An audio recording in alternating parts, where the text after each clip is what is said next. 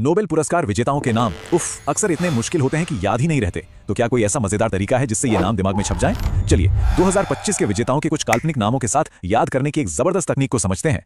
वादा बिल्कुल साफ है, नाम भले ही मुश्किल लगें लेकिन इन ट्रिक्स के बाद ये हमेशा के लिए याद हो जाएंगे। तो चलो बिना टाइम वेस्ट किए सीधा पॉइंट पे आते हैं। तो अपना मेमोरी टेस्ट शुरू होता है। राउंड 1, चिकित्सा और भौतिकी। देखते हैं इन विजेताओं के नाम कैसे याद किए जा सकते हैं।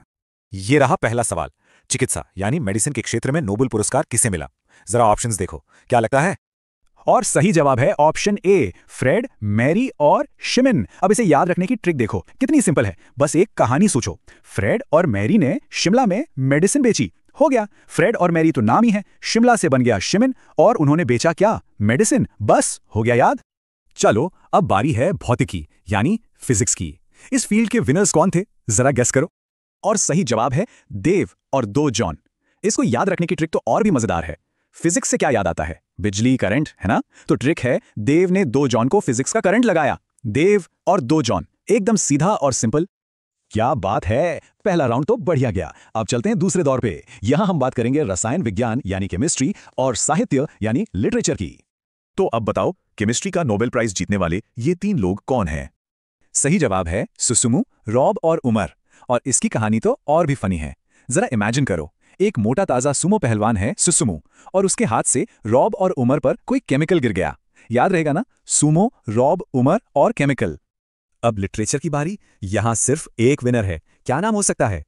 सही जवाब है लाज़लो। और इसकी ट्रिक तो सबसे आसान है। लाज़लो सुनने में लास्ट जैसा नहीं लग रहा? जैसे स्कूल में होता था ना, लास्ट पीरियड में अक्सर लिटरेचर की क्लास होती थी, तो बस लास्ट में लिटरेचर। बहुत अच्छे, हम आ गए हैं फाइनल राउंड में और इसमें हैं 2 सबसे बड़े अवार्ड्स, शांति पुरस्कार और अर्थशास्त्र। ये एक बहुत ही बड़ा अवार्ड है। 2025 का नोबेल शांति पुरस्कार किसे मिला? सही जवाब है मारिया कोरिना। इसे याद रखने की ट्रिक तो आज के जमाने से बिल्कुल जुड़ी हुई है। दुनिया को कोरोना नहीं बल्कि शांति यानी पीस चाहिए, तो मारिया कोरिना से बना कोरोना और उन्हें मिला शांति का पुरस्कार। और अब इस चैलेंज का आखिरी सवाल, अर्थशास्त्र यानी इकोनॉमिक साइंसेज में नोबेल पुरस्कार के विजेता कौन थे? सही जवाब है जोएल और फिलिप। इसको ऐसे याद रख सकते हैं, जब देश की इकोनॉमी अच्छी होती है तो सबको जॉय यानी खुशी मिलती है और अच्छा फील होता है। तो जोएल और फिलिप। चलिए अब फटाफट एक क्विक रिकैप कर लेते हैं, एक चीट शीट बना लेते हैं ताकि ये सब दिमाग में एकदम फिट हो जाए। ये कीवर्ड्स याद रख लिए ना तो फिर कभी नहीं भूलोगे। तो देखो सारे कीवर्ड्स एक साथ। चिकित्सा के लिए शिमला, भौतिकी के लिए करंट, रसायन विज्ञान के लिए सुमो, साहित्य के लिए लास्ट, शांति के लिए कोरोना और अर्थशास्त्र के लिए जॉय या फील।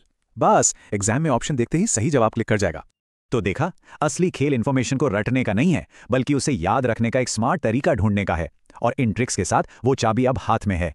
सोचिए, अगर ऐसी कहानियों से इतने मुश्किल नाम याद रह सकते हैं तो इस टेक्निक को और कहां-कहां इस्तेमाल किया जा सकता है।